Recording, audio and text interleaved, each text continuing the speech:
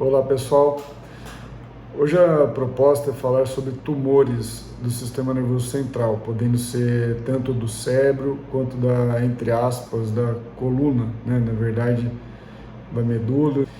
É importante dizer que os tumores podem ser tanto benignos quanto malignos e pode variar um pouquinho o tratamento conforme o tipo de tumor, né?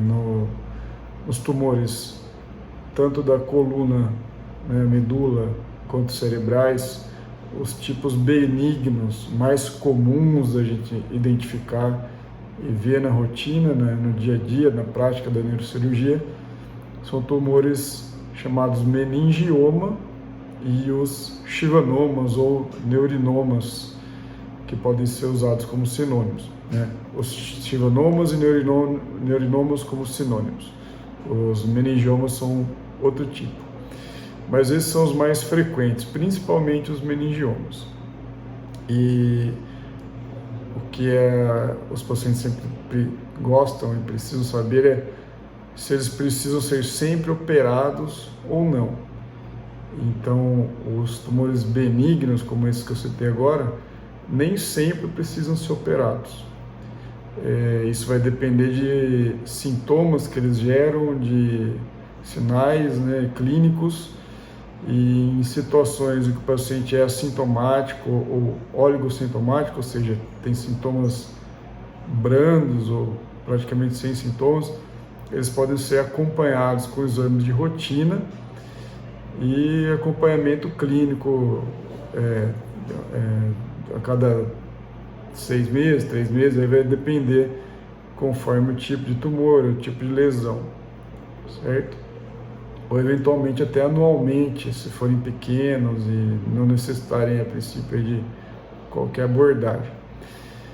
Então, o que leva o paciente a precisar de cirurgia são justamente a presença de sinais e sintomas que mostram que aquela lesão realmente tem causado algum agravamento, por exemplo, crises convulsivas, déficits neurológicos, como perda de força no braço, perda de força na perna, alterações cognitivas, né, entre aspas, aí, de raciocínio, vamos dizer assim, em que o paciente não tem mais capacidade plena de exercer as atividades cognitivas, e isso em geral é identificado pela família. Então, sintomas como esse podem ser a justificativa para se indicar um tratamento cirúrgico, certo? E, eventualmente, o tamanho também pode ser uma indicação aí cirúrgica, se o neurocirurgião identificar que, apesar do paciente ainda ter pouco ou nenhum sintoma, a lesão pode estar oferecendo algum risco. Já nas patologias malignas, nos tumores malignos, os principais são os primários do cérebro, né, os gliomas, vamos dizer assim, glioma de forma geral, e os tumores metastáticos, que são tumores que nascem em outros órgãos e se espalham para o cérebro. Na grande maioria dos casos, os tumores malignos vão precisar de algum tipo de abordagem cirúrgica, nem que seja apenas uma biópsia para identificar o tipo de tumor, dar um nome a ele e saber qual o melhor tratamento para se fazer na sequência, com radioterapia, ou quimioterapia, ou com imunoterapia, ou o que é que seja proposto. Mas sem um fragmento da lesão para se saber o que é, fica difícil seguir com os próximos passos do tratamento. Então, nos tumores malignos, praticamente todos os casos vão precisar de algum tipo de abordagem cirúrgica. Tá? É só fazer uma ressalva que, se o caso é cirúrgico, isso já não quer dizer que ele é maligno. Como eu disse antes, os tumores benignos, conforme a situação, precisam ser operados.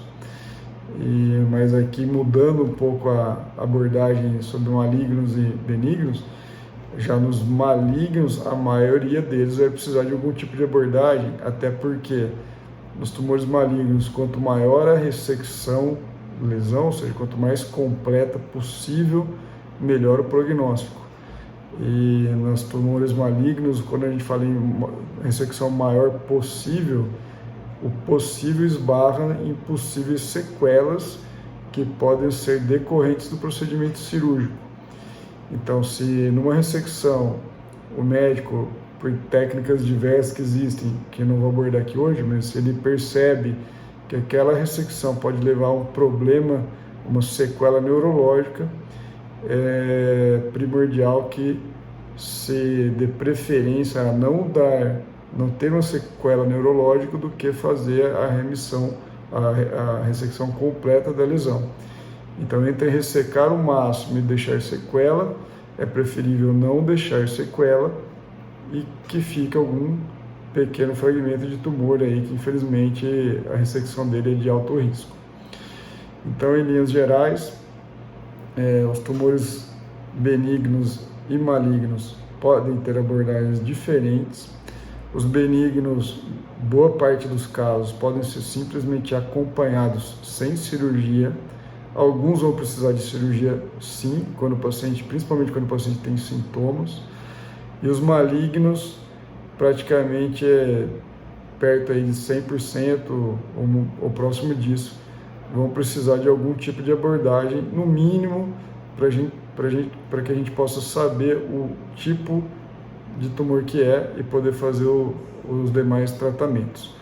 E, se possível, de preferência, a ressecção cirúrgica mais ampla possível, certo? Se tiver dúvidas, acesse o canal, acesse o Instagram e com a minha melhor capacidade eu vou respondendo conforme as perguntas aparecerem, certo? Obrigado, até mais.